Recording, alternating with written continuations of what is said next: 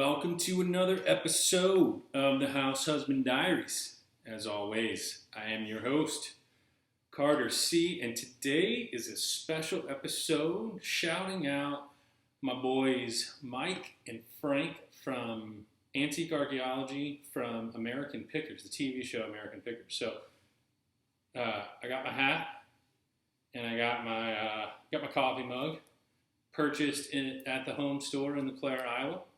So, looks like the pup wants to come say hey, of course, while I'm filming. It always happens. But basically, as some of you know, if you've watched some of my other videos, I did a cross-country driving tour in October of 2018. I started in Charleston, South Carolina, and I drove up through Atlanta, Nashville, up through Columbus, Ohio, Lexington, Kentucky, Columbus, Ohio, up through Buffalo, New York, so I could go see Niagara Falls because I'd never seen Niagara Falls before. I drove through Canada to Detroit, down through Indianapolis, St. Louis, Omaha, Nebraska, and I came back through LeClaire, Iowa. Specifically, I'd never been in Nebraska, and I wanted to stop by Antique Archaeology and pick up a hat and a mug. You know, I just didn't know what I was going to pick up, but I love the show, and then went on through Chicago, caught a 49ers Packers game at Lambeau Field, went through Minnesota, the Dakotas, so I could go see Mount Rushmore because I had never seen Mount Rushmore before, and then saw Devil's Tower in Wyoming, and then through the Tetons, Yellowstone, Montana, Idaho, and then went bear hunting and salmon fishing in Northwest Washington State near the Canadian border. So not a big hunter, but would love to go, anytime. And more of a fisherman. We caught some salmon, didn't get a bear. But that's not the point of this story. The point of the story was I love to do road trips. I love to drive. I'll be getting into some travel. I'll be moving into a theme of travel, on the House Husband Diary days. But today I just wanted to kind of send a shout out. If you haven't seen American Pickers, they've been on, this is their 10-year anniversary. They're doing a bunch of episodes or commercials saying it's been 10 years, which I can't believe. But, I used to watch it and I was like, what's going on here? And I don't really collect a whole lot of things. I have a few different hats and a few different coffee mugs. But, I'm not so much fascinated I'm fascinated by two things. I'm fascinated by the amount of money people will pay for this stuff. So Frank or Mike will pick up something and I'll be like, what do you think? Or whatever. Somebody will be like, oh, $400. And they're like, I think you're light. I'd pay $500 or $600 because I think I can get $1,000 or $1,400 on the back end. And I'm like, what? It's who pays that for that? So I'm not their client as far, their clientele as far as the collectors who want this stuff. But what I do value is the history of America.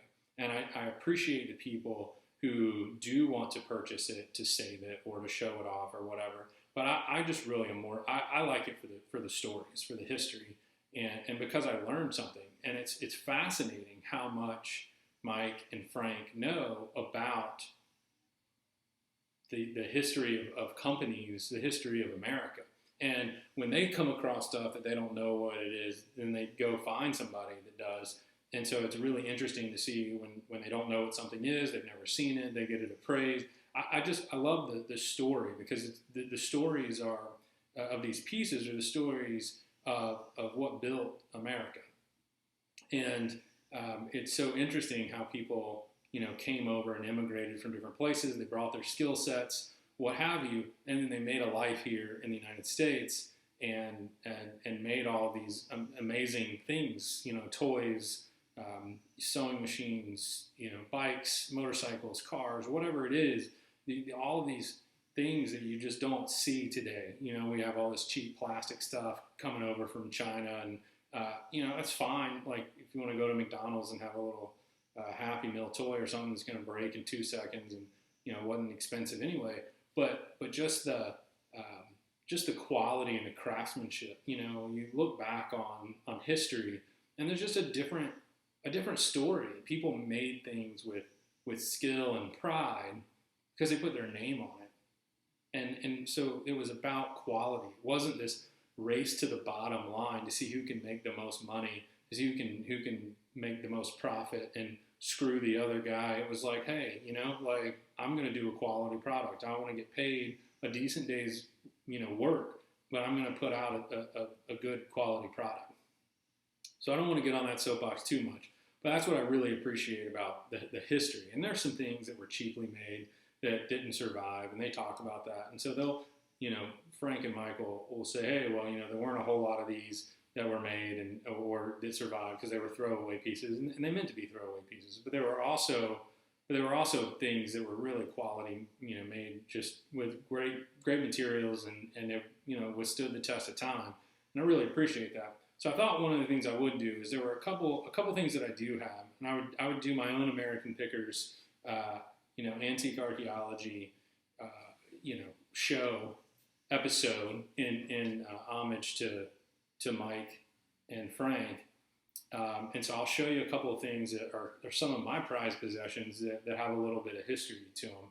And the first one is Old Mr. Boston. I don't know if you can see that. Old Mr. Boston, Official Bartender's Guide.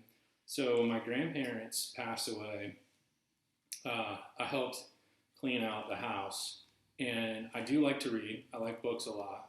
And so there were a handful of old books that I thought I would keep. And so I thought, this is cool because the copyright's 1935. So this book is what? 85 years old. It's an 85-year-old bartender's book. Make drinks. So I have yet to make any drinks out of there, but that's one of my bucket list items, to make every drink in that book and see if they're still any good. So, Old Mr. Boston, Official Bartender's Guide. And then if you saw an earlier episode of, it was kind of a book review of the book Code Girls, and kind of an ode to my grandmother, who was a code breaker in World War II.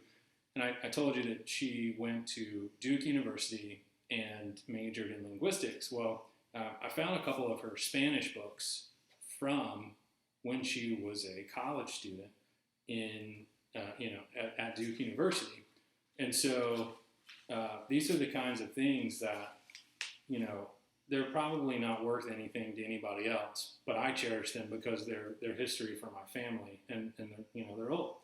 So this book, I guess, is by Palacio Valdez, La Alegría del Capitán Ribot. Copyright 1906.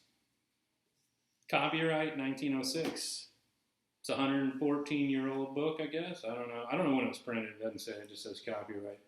And then I got this one, La Loca de la Casa, which I guess is the crazy of the house. La Loca de la Casa. Copyright 1924. I believe this was printed in 1929, though. So I thought it was kind of cool, I've got a couple books from my grandmother. Makes me, I can't read them because they're in Espanol. But I only habla un poquito of the Espanol. But I think they're cool. They're just kind of, they're history. And so they're little things. They don't take up a whole lot of room. But I really value and appreciate those. And I think I appreciate them even more, having watched years of American Pickers, because of seeing, just how much the history goes by. And it's just nice to keep a little something, little memories, and of a time gone by. So then the last thing that I'll share with you is this cool, I don't know if I've talked about it in another episode or not. I think I have, but may not have. So my great-grandfather, which is my grandmother's dad, that same grandmother, he wrote a book called Island Yesterdays.